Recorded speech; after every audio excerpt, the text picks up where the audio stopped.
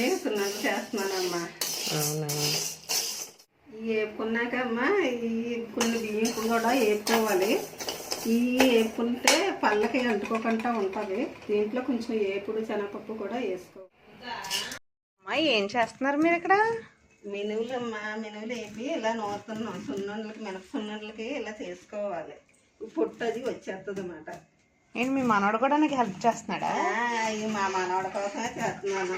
నా మనవడు కూడా నాకు హెల్ప్ చేసేస్తున్నాడు. ఇలాగ నూరిన తర్వాత అసలు ఇసురుకోవాలమ్మా. రోలు ఉంటే ఇసురుకోవాలి. రోలు లేదు కాబట్టి అలాగా నూరుతున్నాను. ఇది అలా నూరితే పొట్టు వస్తుంది. పొట్టు అంతా తీసుకోవాలి. ఓహో, ఈ పొట్టు అంతా తీసుకుంటే బాగుంటుంది. లేకపోతే నల్లగా మాడిపోయినట్టు ఉంటుంది. ఇది చెప్పకూడదు. సరే సరే, పొట్టు పడేస్తున్నాను.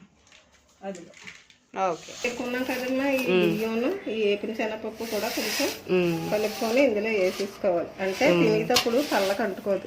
ఓకే, పళ్ళకి అంటుకుంటుంది. అయితే జిగురు కదా అంటుకోదు. ఇవి తీసుకొని మనం ఇలా మిక్సీ పట్టుకోవాలమ్మా. మిక్సీ పట్టుకున్నది ఇలాగా దాంట్లో వేసుకోవాలి. పంచదార కూడా కొలుసుకొని వేసుకోవాలి.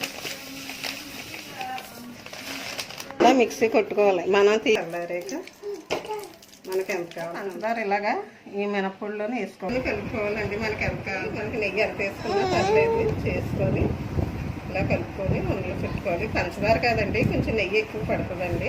అదే బెల్లం అయితే సెమాంటికి కొంచెం నెయ్యి తక్కువ పడుతుందండి. ఇలాగ ఉండలు చేసుకోవాలండి. నెయ్యి కలిపిన తర్వాత సున్నుండలు తయారైపోయాయి.